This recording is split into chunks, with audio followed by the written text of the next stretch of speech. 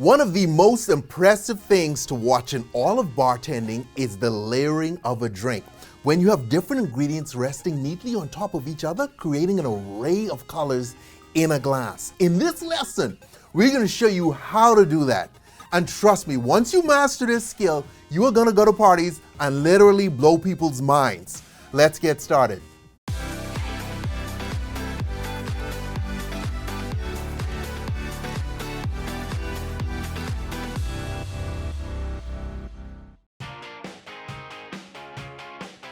Guys, today I'm going to teach you about POUSSE-CAFÉ drinks.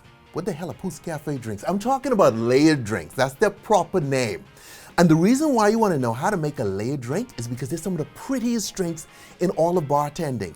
Examples would be brain hemorrhage, alien brain hemorrhage, tequila sunrise, the famous rainbow shots, Mai Tais when the bartender floats a layer of rum on top. All those are layered drinks. Now, to understand layered drinks, just think of an oil spill in the ocean.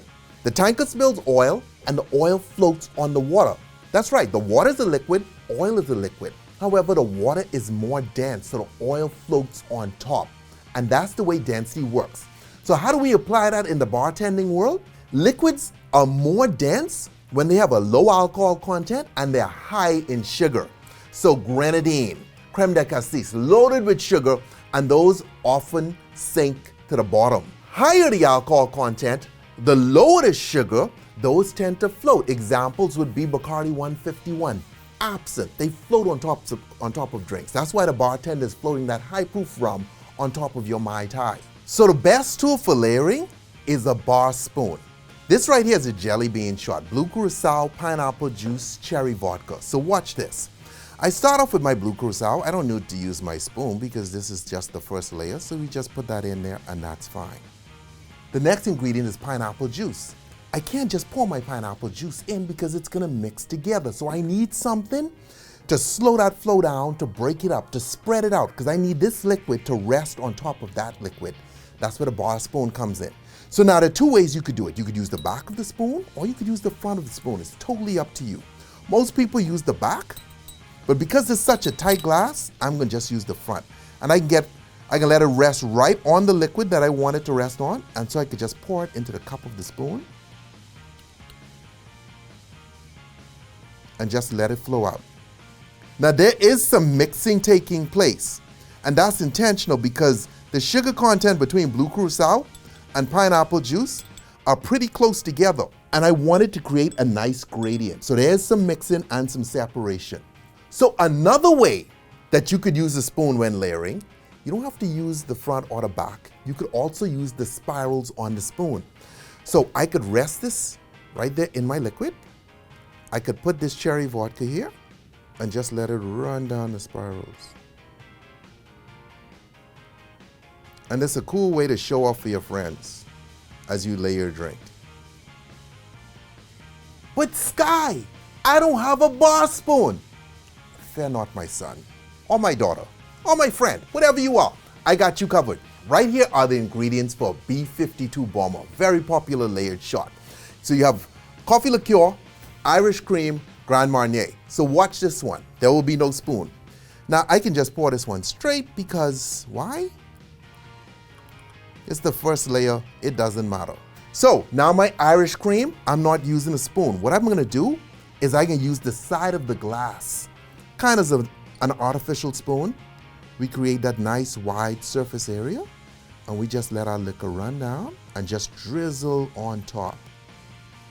Some of you going, Sky, no, I don't want to lean my drink to the side. It reminds me of the Leaning Tower of Pisa and I don't like that place. Okay, well, all right. Boy, you really difficult. Okay, tell you what, grab a cherry and this cherry is gonna act as our spoon, okay? I rest it right on top there. And I want to bring my Grand Marnier nice and close because I want it to drizzle out again. I don't want it to come out fast.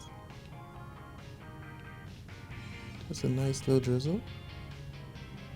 Some mixings can take place because that's how Grand Marnier is, but it's going to separate eventually. So as you let it sit, the layers will become clearer, okay? You can change the density of a liquid to make it work the way you want it to work when you need to. So this drink right here is called a tropical sunrise. So we start with some ice. So we start off with orange juice.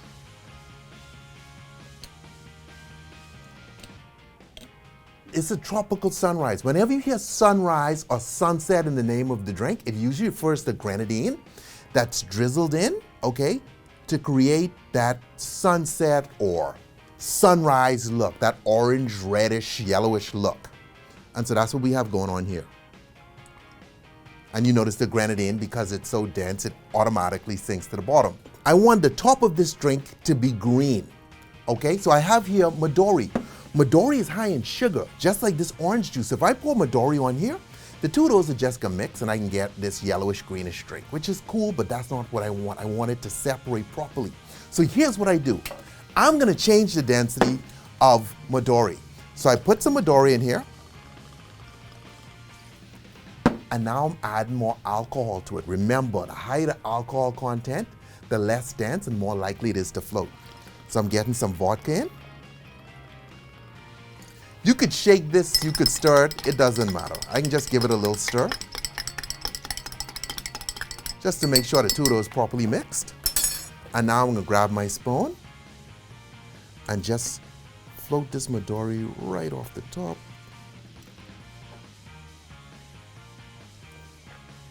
Beautiful. And that is how you layer shots and drinks. Guys, remember this though, because this is important. There are many brands for each type of liquor. They all have different amounts of sugar in them, so they can behave differently depending on what you're mixing them with. So you need to test the brand that you're working with to make sure it works for you. As always, stay tipsy, okay? And don't hate on the Leaning Tower of Pisa, okay? It's a masterpiece.